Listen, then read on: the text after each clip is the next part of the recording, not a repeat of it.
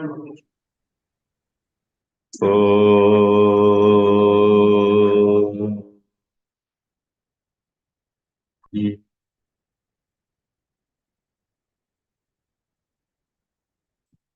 पार्थाय प्रतिबोधितां भगवता नारायणेन स्वयं व्यासेन ग्रथितां पुराणमुनिना मध्ये महाभारतम् अद्वैतामृतवर्षिणीं भगवतीम् अष्टादशाध्यायिनीम् त्वामनुसन्दधामि भगवद्गीते भवद्वेषिणी नमोऽस्तु ते व्यासविशालबुद्धे पुल्लारविन्दायतपत्रनेत्र येन त्वया भारततैलपूर्णः प्रज्वालितो ज्ञानमयप्रदीपः प्रपन्नपारिजाताय स्तोत्रवेत्रैकपाणये ज्ञानमुद्राय कृष्णाय गीतामृतदुहे नमः। हरि ओम्।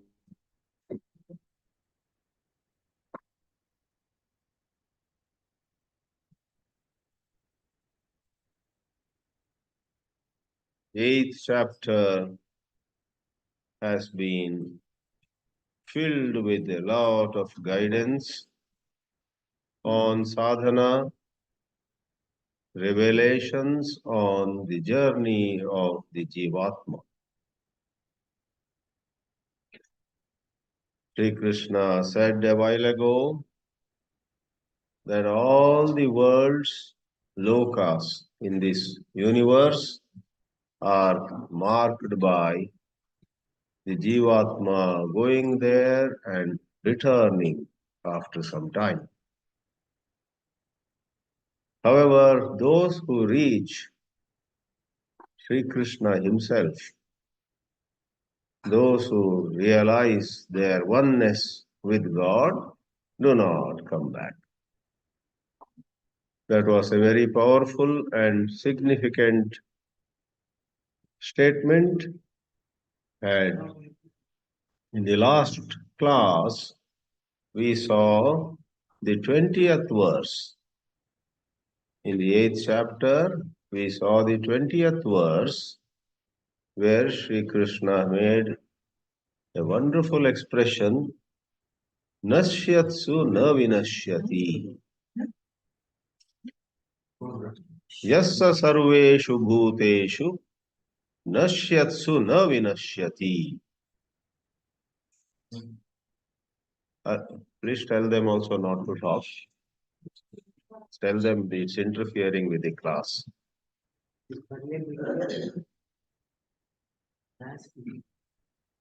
Parastasmattu bhavonyah avyaktaha avyaktat sanatana.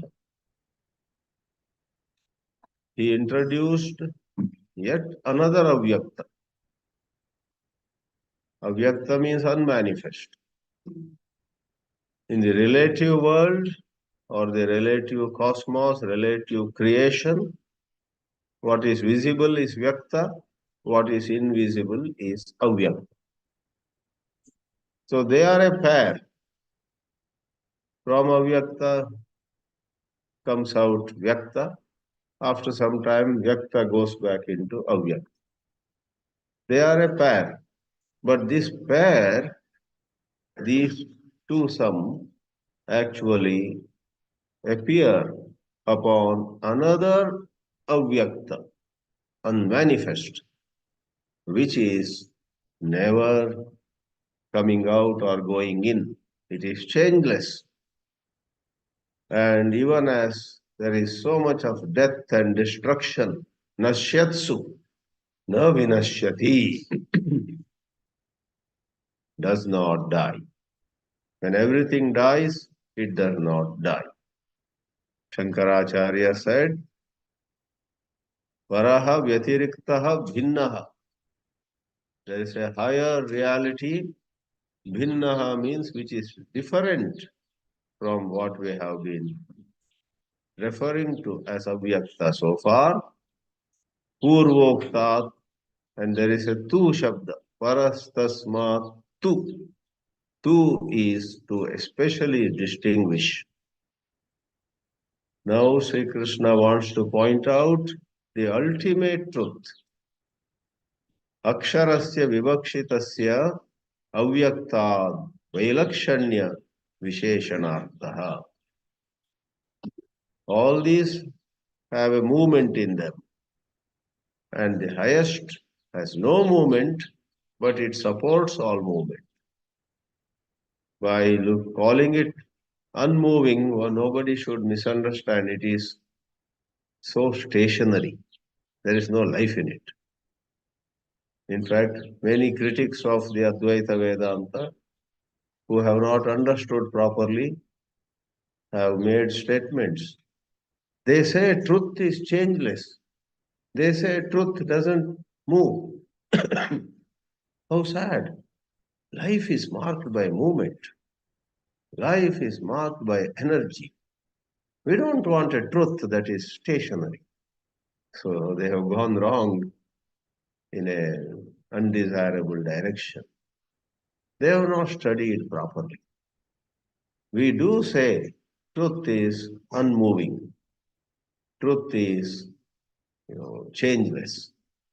But if only they are a little more patient, there are plenty of mantras in the Vedantas, in the Upanishads, which say truth is both moving and unmoving. In the Ishavasya Upanishad, we have Tadejati Tannaijati. It moves, it does not move.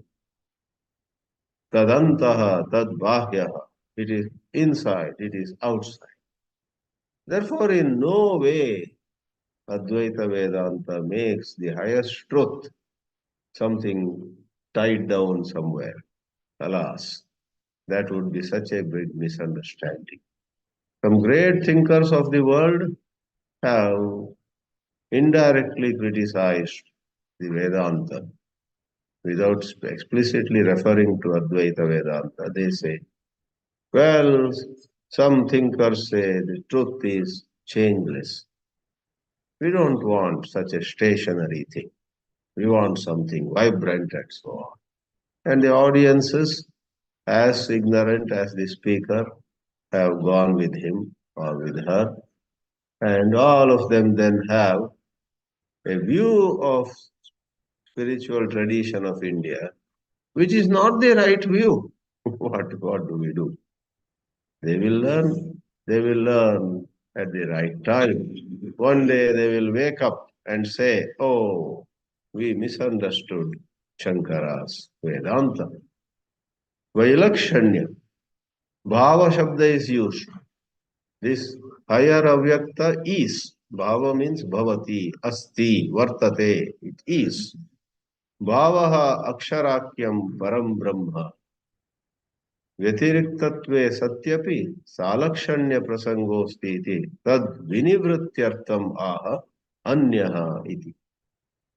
Someone may say, well, this second avyakta, the highest truth, may be separate, but it may be of the same nature as the first avyakta. Salakshanya means samana lakshana. Tad vinivrityartam. To eliminate that possibility, Sri Krishna says, Anya, parastasmat, I am reading the 20th verse. Parastasmat bhavo anyaha, avyaktaha, avyaktat sanatana. Anyaha means it is not samana lakshana. It is of a different kind altogether. Otherwise, even after enlightenment, you will have your old problems in another way. Tweedledum to Tweedledee, there is this expression. There is hardly any change. Therefore, it must be very clear when one is enlightened, one's life has changed in its entirety. Therefore, Shankaracharya also is explicit and emphatic. Tasmat punaha paraha. Why is this highest avyakta way above everything? Purvoktat bhutagrama bijabhutat avidya lakshanat avyaktat anyaha ityaviprayats. What we talked of earlier was countless number of jivatmas, bhutagrama, and then the source for them, that from which they arise, is bija. Like from a seed, a tree comes. From a bija, a vriksha comes.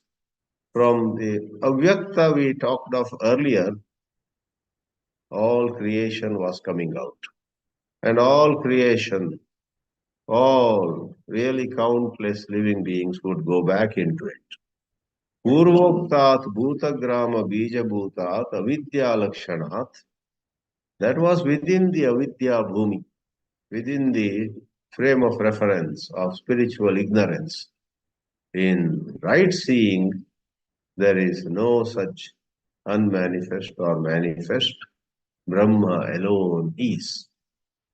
So, to understand Advaita Vedanta with great clarity, one has to understand that this avidya is a temporary proposition.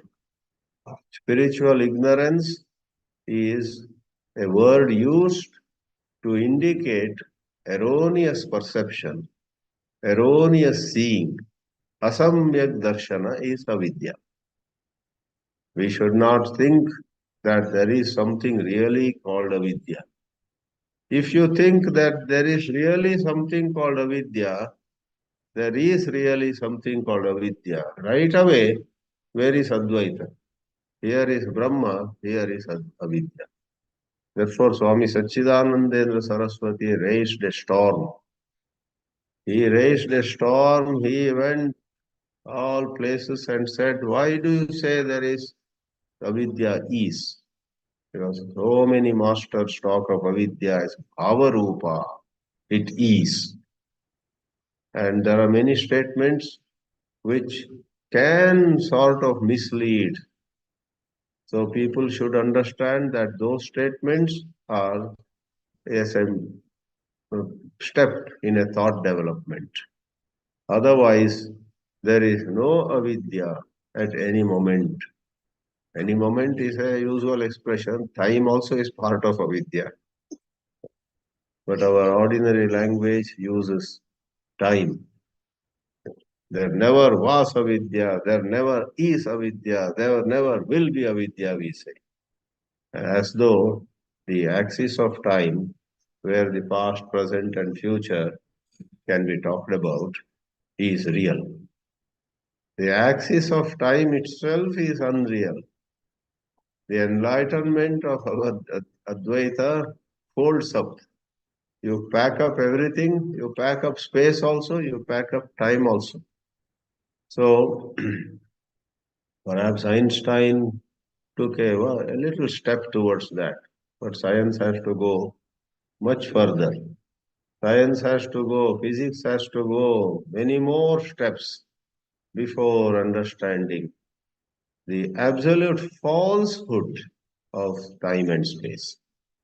In science, in the last century, Albert Einstein and then a number of other scientists understood it, said that time is not as absolute as you imagine. It's not absolute at all, it is relative. Space is curved, and they shook, therefore, the foundations of previous understanding of the universe. In the previous Newtonian universe, space and time were unquestionable. And therefore, that universe was called deterministic universe. Everything is determined by some law. Everything is determined by cause and effect. Causation, karana karya bhava. And Newton was very proud of it. He said, well, Some laws we have found and some we have not yet found, but we will find them very soon. But everything is as per law. Even Einstein, who otherwise found this theory of relativity, believed that in spite of it, the universe is as per well defined laws. He got a jolt in his life when Max Planck and some Heisenberg and others proposed that there are certain things in this universe which are not as per any law, but they are a matter of probability. Probability means it can be this way or it can be that way. Deterministic means it has to be this way only. Give me all the data, then I will tell you what will happen. If you give me enough information, then I can predict with 100% accuracy what will happen next moment. That 100% accuracy of predictability, of determination, is the deterministic universe. But this Planck and Heisenberg and a few other names are given there. Many of them had studied Vedanta also. Heisenberg and some others were deeply appreciative of Advaita Vedanta, where the very reality of the universe and even space and time was dismissed.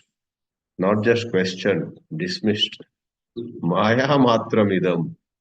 Maya mayamidam akilam labdva or buddhva brahma padam tvam pravisha viditva. Maya mayamidam akilam hitva or tyaktva Bhajagovindam. Leave everything which is just Maya and enter Brahma. Bhajagovindam. After studying a lot of Vedanta, if you go back to Bhajagovindam, you will see a different flavor in Bhajagovindam. You will see, oh, so much of highest truth is expressed in such a simple way here. Though we must admit, Bhajagovindam doesn't go into the nitty-gritties, into the details of the Vedanta's tradition. But still, that is so with any other text. Study a lot of Vedanta, go back to Gita, go back to Tattva Bodha, go back to Atma Bodha. Go to those texts which you studied in the beginning, and then you will find, oh, this has so much meaning. We didn't see it at that time. Shankaracharya, to conclude this commentary on the 20th verse, explains Sanatanaha means Chirantanaha, which is timeless, not at all bound by time. Everything else in this universe is bound by time. Governments came and governments went. Kings came and kings went. Empires came and were so grand, and then they also went. But this pure self, this Brahma Tattva, is Chirantana. It ever was, is, and will be. Yaha sabhavaha sarveshu bhuteshu brahmadishu nashyatsu. Even when, here Brahma means Chaturmukha Brahma, even when the four-faced Brahma vanishes, because at the end of some long period, the present Brahma packs up and goes. Another Brahma comes into picture. So Brahmadishu api bhuteshu nashyatsu. When they go, this highest truth does not go. With this, we have Sri Krishna slowly taking us to greater appreciation of Godhead. In this chapter, towards the end, if you ask me what is the final message here, the message is develop bhakti. He is going to say in coming verse, it's only through bhakti that you can realize the ultimate. We'll see it, but before that, in 21st verse, let's read the 21st verse. All of you may please repeat. Avyaktoksara ityuktaha tamahu paramam gatim yam prapya na nivartante tathama paramam mama. 8th chapter, 21st verse. Avyaktokshara ityuktaha. Now he is talking about the highest truth only. Let's read it together. Avyaktokshara ityuktaha mahu paramam gatim yam prapya na nivartante tadhama paramam mama.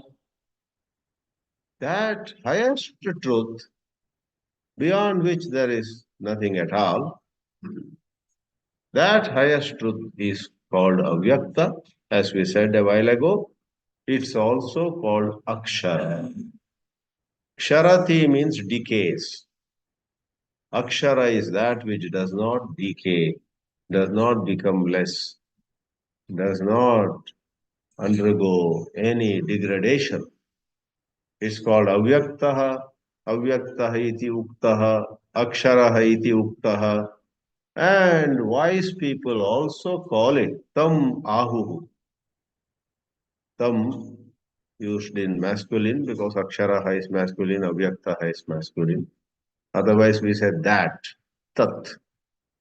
So the truth is sometimes called by words which are masculine. In Vishnu Sahasranama there are some words which are neuter, some are masculine. Both are used. So tam ahu, otherwise it would have been tat ahu. So we have to see how come tam came. Oh, aksharaha and avyaktaha are masculine. This is a little of a grammar.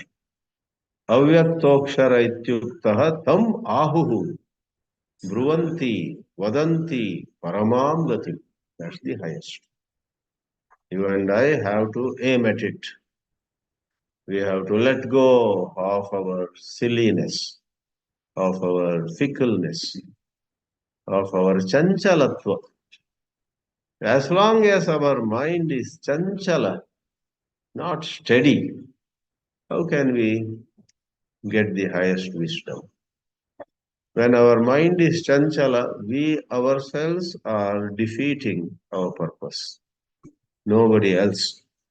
Don't blame the world. Don't blame others. Especially don't blame your wife or your husband. Or those who are not married. Don't blame people with whom you are regularly in touch. That's where we get developed the likes and dislikes. With somebody in the Himalayas, we have great love. I like him. I want to go and meet him or meet her. Somebody far away. But somebody with whom every day you have to interact, living in the same house or living in the same place, living in the same organization, interacting. With them, we either develop attachment or with them we develop aversion. A young man who has a young girl in the next house will get drawn to her, will start some pranks, will do some mischief, will in between open the window and see whether she is visible. In this world, there are far more beautiful, cinema stars are there. Aishwarya Rai and what are there? So many, any other name these days? Rani Mukherjee is there, and all are there. But this boy doesn't bother about them. His eyes are upon this girl next door. That is the world's nature. Whatever is near. Some of us have great. Once somebody asked me, can you really avoid sweets? I said, I have tremendous self-control in matter of sweets, unless it is kept in my room. You keep a box of sweets and say to me, tomorrow I will take it. And tomorrow promptly I will give it back to you. But you will find weight is less. And if it is chakkulis, chakli, you give a box of chakli in my room. Next day you find it is lighter. Then you get a doubt. Okay, let me count. There were 20 chaklis. Did Swami eat 5 of them? Then you open and count. 20 are there. Then you find out in each chakli one circle I have removed. Swamis are very, very clever. The number of chaklis is the same. Only the weight has reduced. But that's why nowadays everything, so many grams. So here Sri Rajshekar also tells us so many grams of oil is okay. So many grams of salt is okay. He doesn't say spoon because we will bring a big spoon. One spoon, one chamcha saku, suppose you say. Then some of us are very smart. We'll get a big spoon. So he says grams. For those of you watching this class online, it may be confusing. We are talking, what are we talking about? Some 30 of us here are participating in a 7-day camp on health through natural living, living in contact with nature, exposure to sunlight, exposure to the environment, trees, birds, and what is more, highest emphasis at this place called Jana Jivana, no, Jiva Sanjivana, natural life. A place something like 2 hours drive from Bengaluru. It's a wonderful place where the emphasis is on the right food. By giving right food, depending upon what our difficulties. Somebody has diabetes, somebody has blood pressure, somebody has obesity, somebody may have joint pains, and a number of other issues. So Sri Rajshekar, who runs this place, and his team, they give appropriate food. You may call it a nature cure hospital, but it is not so much nature cure, but it is natural living. Take the right food. And that's how ancestors knew so many things. In the modernized, industrialized world, alas, we eat so many things which are artificial, refined, which are no more in their pure form as nature made it. We process it and we put some, they call it permissible colors, they put some preservatives, and most of you know more than what I'm saying. You got an idea. That kind of place. So we are here, and I have a live physical audience of some 30 people here. So coming back, Shankaracharya comments on this 21st verse, of which the meaning I said, Paramam Gatim, to just say about the second line, beautiful poetic expression, Yam Prapya Na Nivartante. It is that truth, reaching where you do not come back. There is no coming back. This expression is elsewhere also. In 15th chapter, also you have that. Yad gatvana nivartante tadhama paramam mama. So here yam prapya na nivartante. There yad gatvana nivartante. Tadhama. Dhama is an abode. But mind you, let me hasten to add, though it is said Dhamma, what we are talking of is not really a physical place. It is, Puja Gurudev Swami Chinmayananda used to call it a state of consciousness. Presently, we are so body conscious. Presently, we are so conscious of number one, what is around us. Number two, more seriously, we are so conscious of our own physical limitations. Oh, I have pain here. Or sometimes my mouth is watering. There is some jalebi there. I hope I get to see it. So we are aware of our hunger and thirst and various other desires as well as discomfort. We are immersed in it. We are so caught in it. An enlightened person also, it is said, is aware. An enlightened lady also has hunger, thirst. You know, Bhagavan Ramana Maharshi says in Saddarshanam, an enlightened one also has the world. Ajnasya Vijnasya Cha Vishwamasti. There is a shloka. Ajna means the ignorant one. Vijna means an enlightened one. Both of them have Vishwa, but the state of consciousness. In that shloka, Ramana Maharshi says, for the ignorant one, the objects alone are real, and he thinks he is the body. But the enlightened one knows, I am something in which all this is appearing. Illumined people have experienced it. So we refer to Sattupasi already twice or thrice. Sattupasi, a farmer or a very simple man from the village, not gone to school or college, but early in life, even as he was probably looking after sheep or cows or goats or whatever, on the, as we say, ಹೊಲದಲ್ಲಿ ದನ ಕರು ಆಡು ಇವುಗಳನ್ನೆಲ್ಲ ನೋಡ್ಕೊಳ್ತಿರುವಾಗ್ಲೂ he had an enlightenment.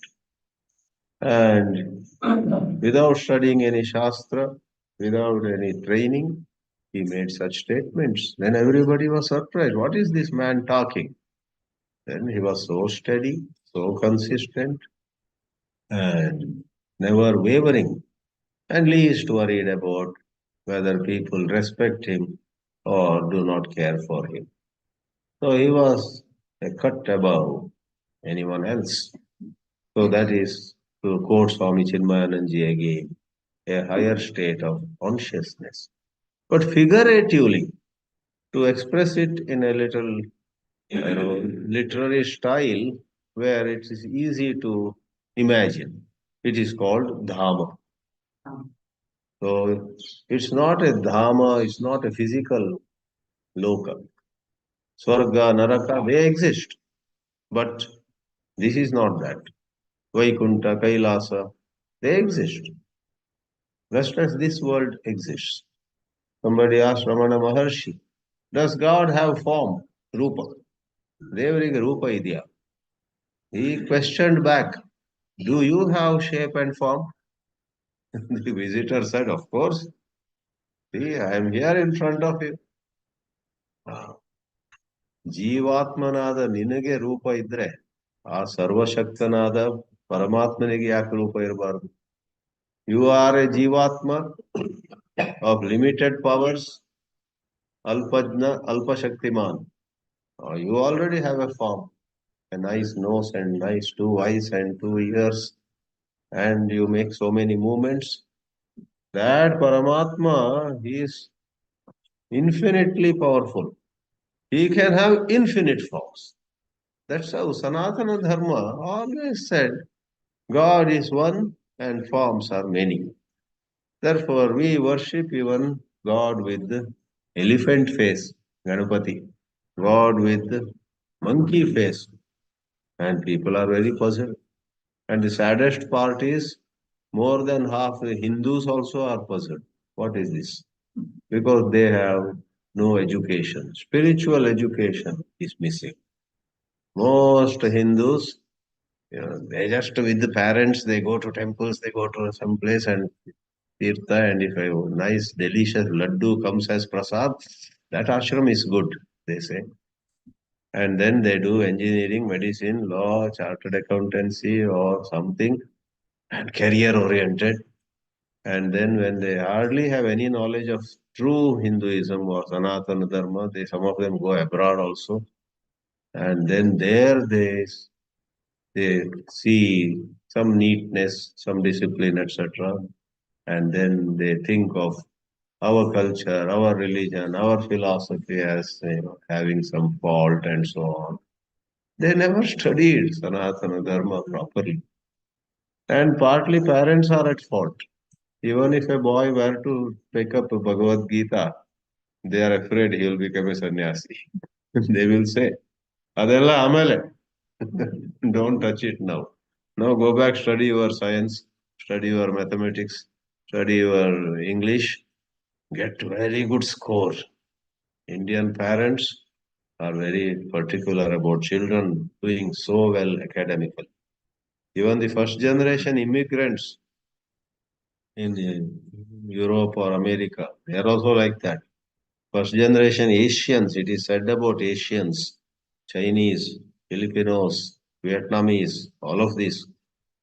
From Asia, those Japanese who have gone US and so on, they are known to train their children so much in academics, and the children are doing so well academically.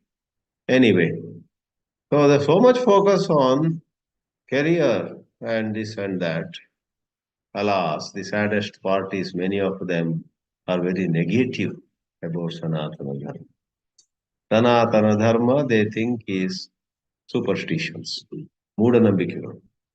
Sanatana Dharma, they think is, I believe some Chicago professor said, it is three Ks, K, K, K. What are the three Ks? Caste, cow, and karma. No, spelling wise, caste and cow begin with C. It's pronounced as ka. Caste, cow, and karma. ಏನ್ರಿ ನಿಮ್ಮ ಹಿಂದೂ ಧರ್ಮ ಬರೇ ಜಾತಿ ಪಾತಿ ಆಮೇಲೆ ದನಕ್ಕೆ ಪೂಜೆ ಮಾಡ್ತೀರ and then what is the third one? Karma. So like that, such a glorious and deep and vast philosophy and lifestyle, you know, is reduced to some model which is reflecting their ignorance. Let's not go more into that. Tadhama paramam mama. So dhamma is a figurative expression, like drishtantas, like illustrations. So Shankaracharya says, Yosau avyaktaha aksharaha ityuktaha. Whatever asau, this one, this truth that we refer to as the unmanifest and the undecaying, it remains ever shining, ever fresh. All decay as well as growth happen in the manifest world. This is the basis for everything. When you see a cinema, in the cinema, at one point, there is a forest fire. Thousands of trees burnt, all ash coming down. Watching the movie, you say, oh, such a big fire. And after a while, the story continues, and there is a flood. A whole ship sinks in water. Buildings collapse. Flood. Water everywhere. And after some time, something else. War. And after some time, peace. But at the end, movie is over. The end, it is. And then you see just the white screen. The white screen neither got burnt, nor got wet, nor got torn into pieces. Nothing happened to it. So all these are illustrations. And we should not stay too much with just words and words, illustrations and illustrations. For those of us who are a little intellectual, a very big trap in spirituality is attachment to words. We are interested only in more and more words. Leave words and inquire into truth without word. Without word, without, what is that other one? Thought. Word is, you think of a cow, a thought. Then you say, it's a cow. Cow is a word. Kannadadalli dana. Samskrita gauhu. Gauhu iti shabda. And about cow, you may have a vritti in your mind. That is thought. And the Upanishads are emphatic that the truth is beyond speech and word. Speech is vachaha, vak, vachav, vachaha, vak, vani. And thought is manaha. Speech and thought. That is vak and manaha. The most quoted mantra from Upanishads is the Taittiriya mantra. Taittiriya Upanishad, Brahmananda Valli, second Valli. Yato vacho nivartante aprapya manasa saha. There is a line. It is quoted everywhere. Truth is that to reach which, speech and word, or speech and thought, speech and thought proceed. They go, okay, we will touch truth, but failing to touch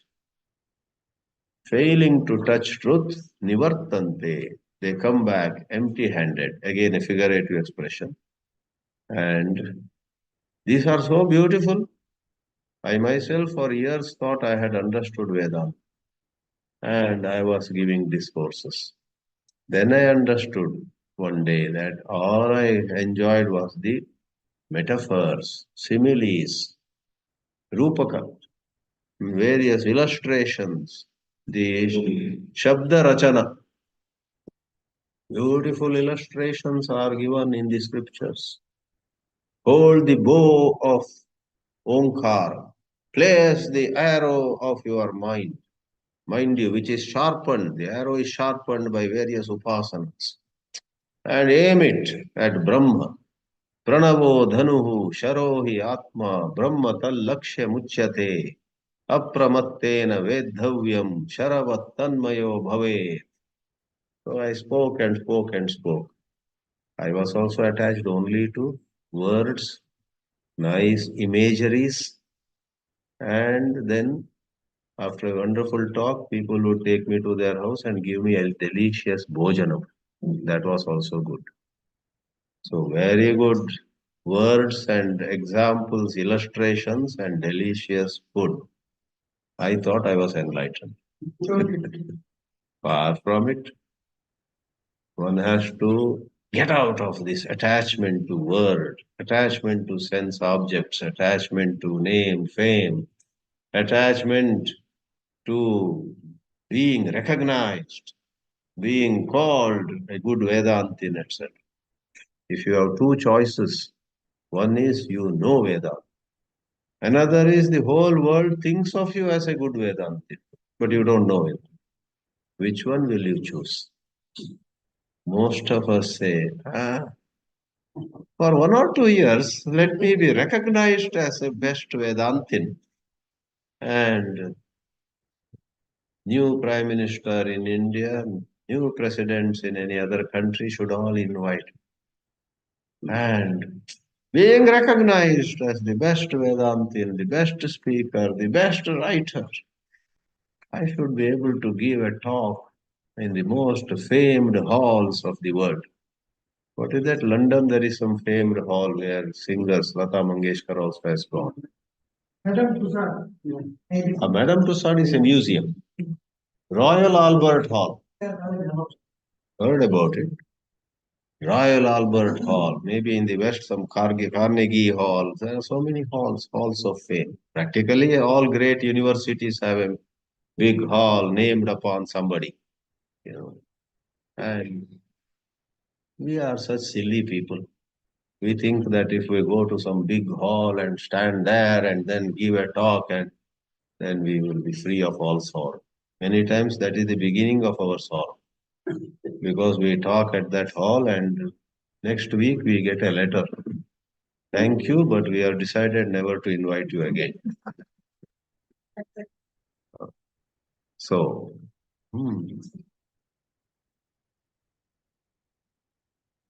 all right. Avyaktaha aksharaha ityuktaha kamevam akshara sandakam. There are names, there are words, there are, you know,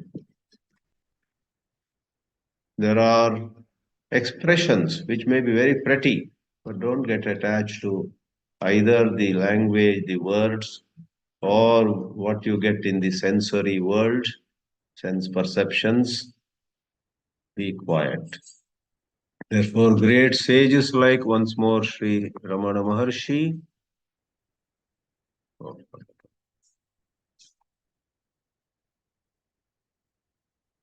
I hope I am back. Yeah. They sat in silence. In Kannada, we have a saying, right? Matu belli adre, mauna bangar. What a nice expression. Speeches, lectures, talks, discourses can be wonderful. People are impressed. And the statement in Kannada says, if a speech is silver, silence is golden. Silence of wisdom, silence of understanding, not silence of somebody who doesn't understand it. No, by context. So we have Yosav avyaktaha aksharaha ityuktaha tameva akshara sanjakam avyaktam bhavam ahuhu paramam prakrishtam gatim. Paramam gatim is in the shloka. Shankaracharya provides a synonym. Prakrishtam gatim.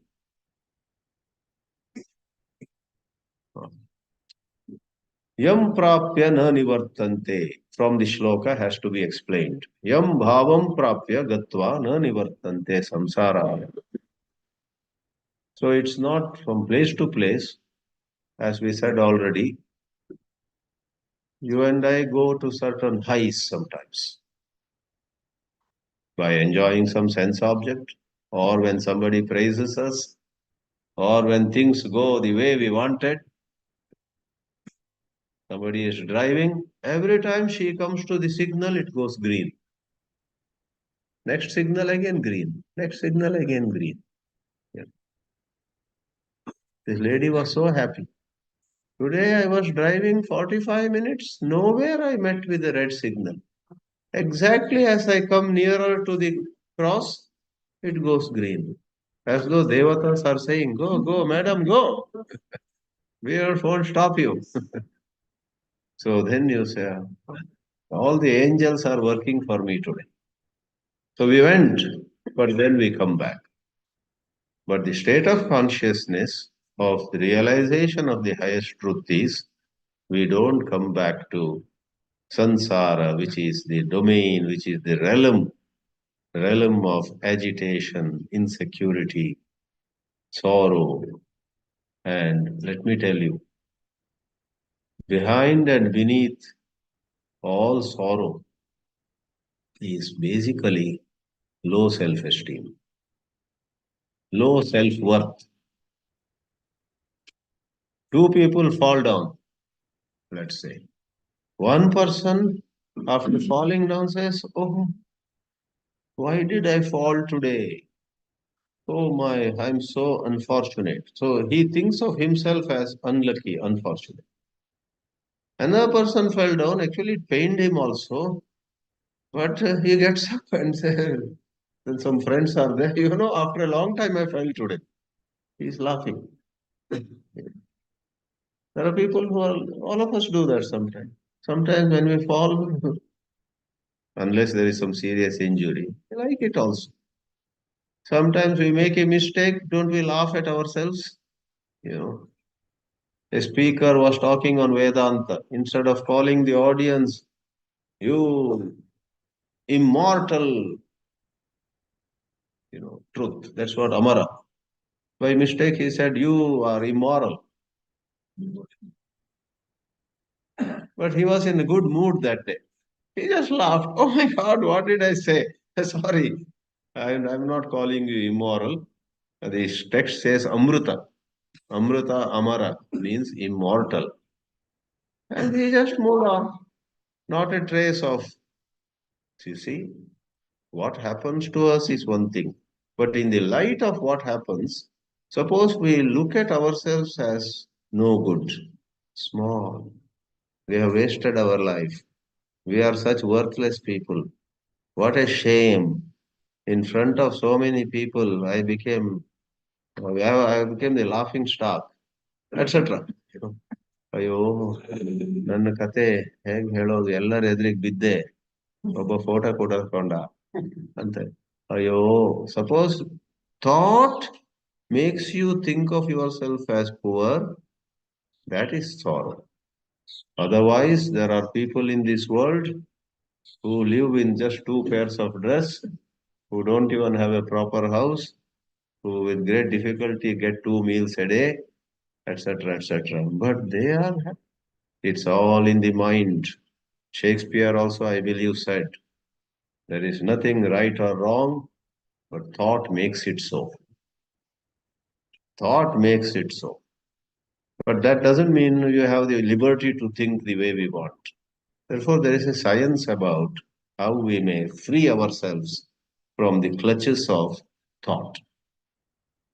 By knowing, by hearing Shakespeare, he says, okay, tomorrow onwards, no matter what happens, I'm going to think of myself as good. By deciding that nothing happens. Yeah. Next moment, somebody says, you have decided to think of yourself as good. That won't work, okay? Really? It won't work?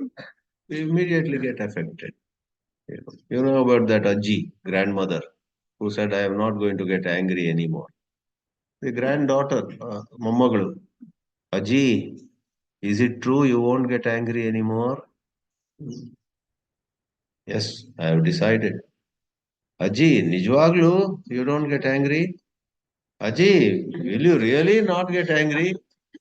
The granddaughter every 5 minutes came and asked, Ajji, you won't get angry. After 10th or 11th time, Ajji said, will you shut up?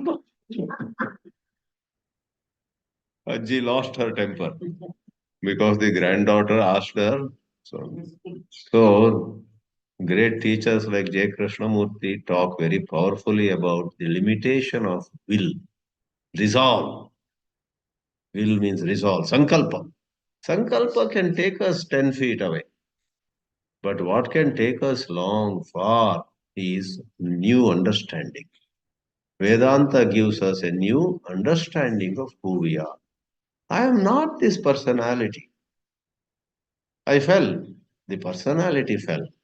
I am the light. I am the awareness. I am the truth that is aware of that fall. And somewhere else, I spoke in Royal Albert Hall and thundering applause. Next day, all the newspapers in London have mention about me, etc. Then also, I am aware of that. I am not the person who was praised. I am not the person who fell. There's an understanding, again, not words. By merely repeating the words of Vedanta like a parrot, you won't go far. So, in view of that, yam bhavam prapya, it's a state of consciousness. It's a state of being. Perhaps it's not proper to say it's a state of mind also. It's a state of beings. Puja Gurudev used the expression state of consciousness. Because consciousness can rise and fall. There was a gentleman in Bengaluru called S. Krishnamurti. He started in 1979 an association called Meditation and Study Circle, Dhyana Mattu Vyasanga Vritta.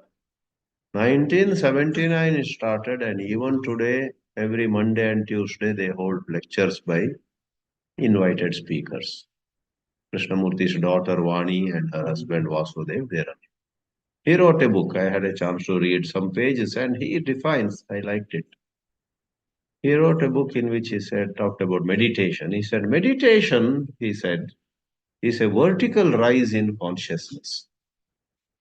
In consciousness, we can have higher and higher consciousness, where our grasp of life, where our sensitivity, where our accommodative spirit, at the same time, ability to call a spade, when to say yes, when to say no, in all these matters, a higher consciousness does things in a very elegant manner, right way. When we are in lower consciousness, on small things we fret and fume. And when something big happens, we say, Parvagila Vidi. Very disorderly. Penny wise, pound foolish, as the expression goes. So we have so much of disorder. So, S. Krishnamurti, the founder of Meditation and Study Circle in Bengaluru, called meditation a vertical rise in consciousness, a very thought provoking statement. samsaraya na nivartante taddhama sthanam paramam prakrushtam mama. Oh, now battery is down. We will close this here. Lastly, Vishnoho paramam padam. Upanishads have said this. That is the supreme state of Mahavishnu. We close the class. Time also is almost up. Next Wednesday morning again, everyone can watch on the YouTube. Om Namo Bhagavate Vasudevaya.